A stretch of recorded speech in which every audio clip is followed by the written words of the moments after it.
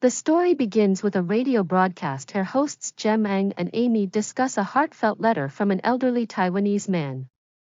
This letter is unlike any they've read before. It's a love letter written to a woman he has been waiting for in China for years. Inspired by this devotion, their guest Fang shares the story of her introverted friend, Xiao. Xiao is a veterinary student who struggles with social interactions. She spends most of her time in the library and secretly admires a Taiwanese architecture student named Cuban.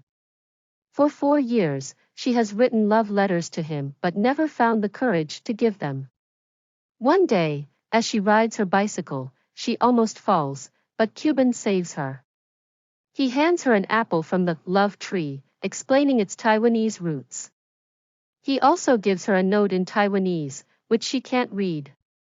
When Zhao takes the note to the librarian, Miss Gu, she learns about Miss Gu's lost love, a man from Taiwan who wrote letters to her but never received a reply. Determined to help, Zhao asks Cuban to track down the man's address.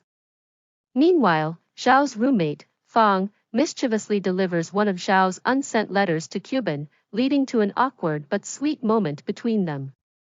Cuban misinterprets the letter as one meant for his best friend, Han, and tries to set Zhao up with him.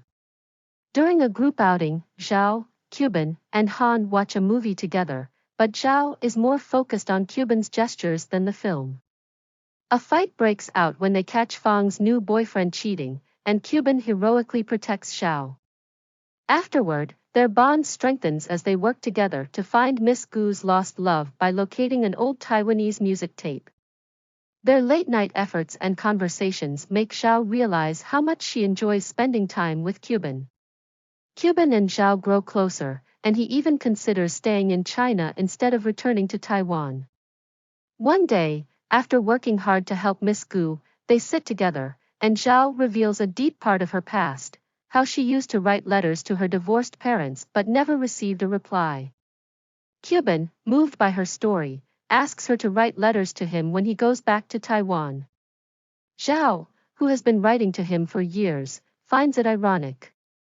Their relationship reaches a high point when Cuban plans an amusement park trip for their group. There, he is mesmerized by Zhao's new look, and they share several romantic moments. When they are left alone, Cuban takes her to his secret base, a beautifully decorated place with fireflies, a love letter box, and a love tree apple. He explains that the place symbolizes hope and love. Finally gathering the courage, Zhao holds out one of her love letters to Cuban. But just before she can confess, something unexpected happens.